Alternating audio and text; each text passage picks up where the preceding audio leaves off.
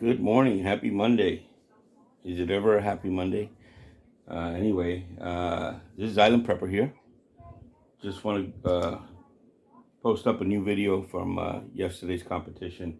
My very first competition in Puerto Rico, and a lot of people there. I gotta say that I'm pretty proud of myself. I came in 25th out of 64 contestants on my very first match, and I am a total amateur. But I did score pretty good. I only had one mic out of, I think it was 71 shots, and mostly all A's. I think about 14 Charlies. So I gotta say, that's not bad. So I'm gonna go over a few things about how I feel about competing and the good parts and the bad parts of the competing. So we're gonna go through the good parts first. First of all, it's nice. You're having fun. A lot of people. You get a lot of pointers from everybody. It was really as they say it is. It's where everyone is there to actually help and give a hand. And the safety part was excellent. I mean, I can't complain at all about how good everybody was respecting all the rules, how well they taught them. Although it is in Spanish, so get ready for some a little different language, with the exception of standby and sugar ready. That's all in English. Okay. So anyway, I had my sons reloading the magazines, one of them filming, and in next competition they're going to be joining in because juniors are from 18 down. They pay less to compete, and they can shoot with 22s and with the 22 Magnum, which is the PMR that one of my sons likes to use. So next time they're both going to be joining in. The 12-year-old and the 14-year-old will be competing with me. So, but anyway, my thoughts. What I did not like, we'll start with that. And what I did not like about the entire thing was that you actually shot, I think I shot 135 seconds in the whole competition. That was 4 different programs that we had to shoot through, or I guess they call the squads, 4 squads. So, and out of 134 seconds, took us 6 hours to process. So that I definitely did not like.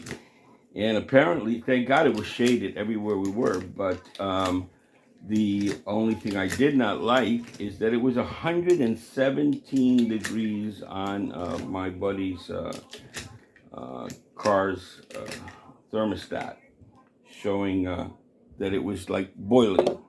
On top of that, you have a humidity and you don't have too much wind blowing. So it is sweaty and hot out there.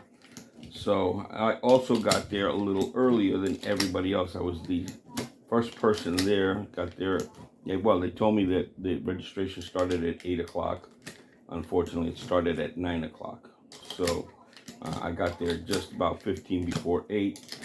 So the only good thing I got was a good parking spot. That was it. Other than that, the heat and how long it takes, they were organized. They were organized. A little understaffed, but they were very organized. Okay. There was, by the time you get to that last, I guess, program that you have to shoot, you're tired. You're sweaty. You're tired. You're hungry. You need a beer. And that kind of makes it a little bit harder there. But at the same time, it was fun, because you got to see, it's like golf almost. You're actually competing against yourself. And that makes it all the better because you're not sure how good you are until you actually get out there and see everybody else and how good they are. So there was a few police officers that were retired. They were actually running the show. And man, they're good. I got to tell you. So I was really surprised how fast they are. But anyway, 64 contestants. Let me see if I have my scorecard here real quick. 64 contestants, and out of 64 contestants, I came in 25th place. I was also the oldest one there. So I don't think there was anyone my age. I'm not going to say what it is. But the thing is, let me see if I can find this thing here. On top of that, here we go, scorecard. So on top of that, I also had no experience. So I was a newbie, although the whole shooting was for newbies. But on top of being a newbie, I had no experience. So anyway, my scorecard is right here. And I didn't stick around to see the end or the medals or anything like that. What I did was leave as soon as I shot my last round. Okay, so out of my scorecard, 134.85 seconds was the total time. My first stage was actually my worst because it was the last stage. I started on stage 2, went to 3, 4, and then ended with stage 1. So on that stage 1, basically I was just beat. I was beat. I also had somebody walking to stage 2, and I caught him out of the corner of my eye, which actually slowed me down because I wasn't sure if I was supposed to stop or keep going, and I miscalculated the amount of rounds I had. But anyway, I had one mic on stage 1, which was my last stage. Like I said, 6 hours. I had to wait to do that one. I had 2 Charlies and 18 Alphas. Total Alphas was 71, and total Charlies were 13 and 1 mic. So that was not too bad for the whole entire score. 1 mic, 1 miss out of, let's see here, 84 hits. I think that's pretty good for an amateur, especially a bad amateur like me, slow, old, and fat. But it went through. I think I did a good job. And on stage 2, which is the first one, you had to hit with one hand.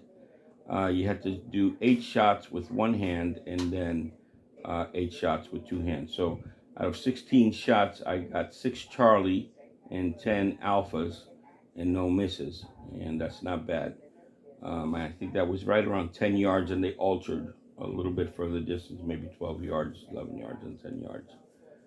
On stage 3 was my best stage, which was the most shots of all, and that was 31 Alphas, 1 Charlie out of the stage 3, and no misses, so no mics. In stage 4, which is where you have to shoot 8 times, and they have, I guess, they call it a monjita, so that would be a nun. That's a little white in between the shots. So anyway, out of those, I got 12 Alphas and 4 Charlies, no misses. And that wasn't too bad either because I had to shoot 8 shots, switch magazines, and you're standing at a table, you're grabbing your magazines from the table, and then shoot another 8 shots again. So that wasn't too bad. So I'm happy with what I did. I might do another competition, maybe in the winter if I go to Canada. It's a little cooler because the heat just kills you. I mean, the heat just really hits you hard. But anyway, overall, I'm very happy with the score. I'd like to bring that up next time I go. I think I learned a little bit from watching others and from watching myself. So I'll be posting the videos with this. But anyway, Island Prepper, wait for the videos. It's coming soon. Hey, Island Prepper here. Almost forgot to show. This is what I was using. So I went really cheap, just like they suggested. You know, don't spend a lot of money. Go with the least expensive thing that you can get. So I think I spent like $16 or $17 on this. Let me see here. On this holster, it is reversible. It does lock here. It loosens, and of course, I made sure it was loose. The first time I shot, I forgot to unlock it, and I had to really struggle to pull that out. So you can cant it in different directions, but for under 20 bucks, you can't go wrong. It holds the Canex, it holds the 6 hours, pretty much everything except for the Beretta. So pretty happy with this for the money. This I got at the store here in Puerto Rico. It's a security belt for security officers. I think this was a little over $20, $25. I built my own kit back here, and I put it in bright colors because I want definitely people to see that. Any accidents or anything like that, I want people to know that this is hanging back there. And then I just got some paddle magazine holsters. I put two of them together. These are kind of universal, but they do hold the canics well. They have to put a little duct tape in one of these because they wouldn't tighten enough. So I put a little piece of duct tape in there just to stop it from sliding up. On this one, I didn't need anything. These were about $10 each, just cheap holsters, magazine holsters. And then on my first trial with this equipment, I don't know if you can see it here. You see here, and that, and that.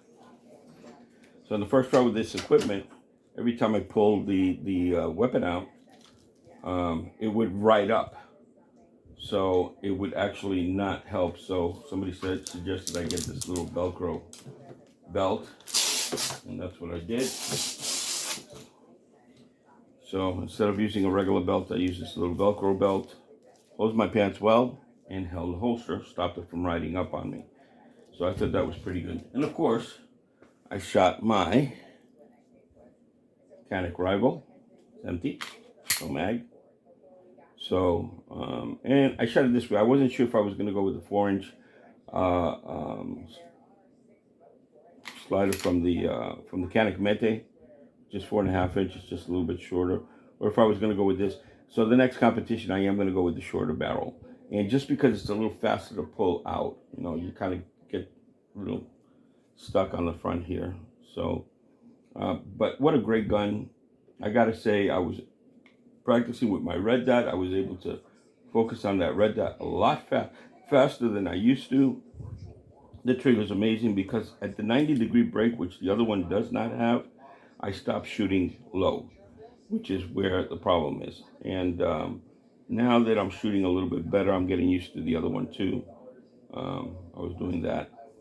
And of course, I put the wrap on it, the tennis wrap on it before I left.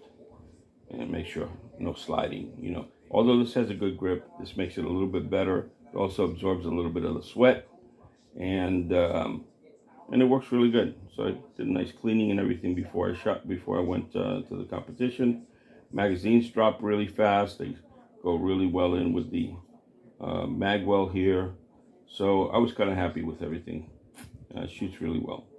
So next time I'll remove this slide, put the 4-inch slide on there, and use that. And it both fit in the same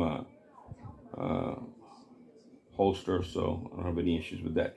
I did have to use a glove because you're sweating, and what I noticed was that when I put my hand here like so, this part sweats and it just slides.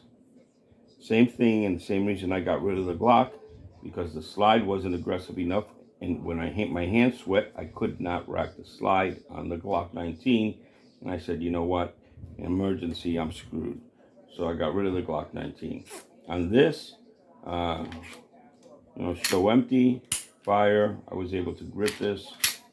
Doesn't matter what you use, it's just really well designed for that. So anyway, this is my third Canic. I have 3 Canics, actually my 4th Canic, but sold one of them to get this because it interfaces with the Elites and with the Mente.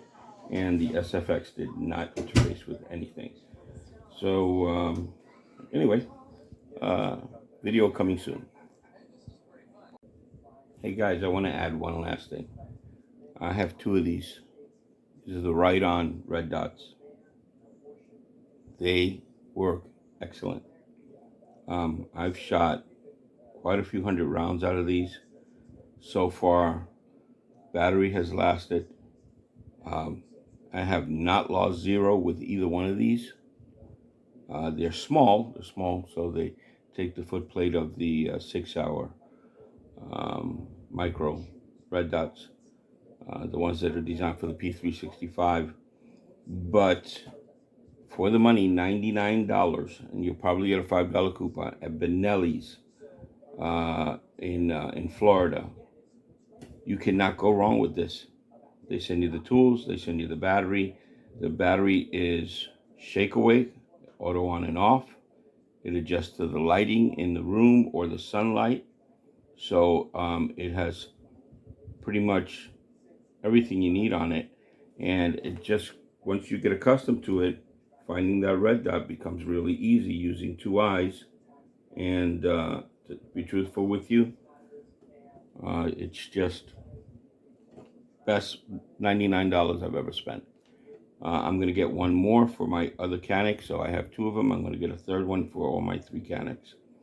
So, but worth every penny. Got to throw that in there. Go to Benelli's, $99. Red dot, right on.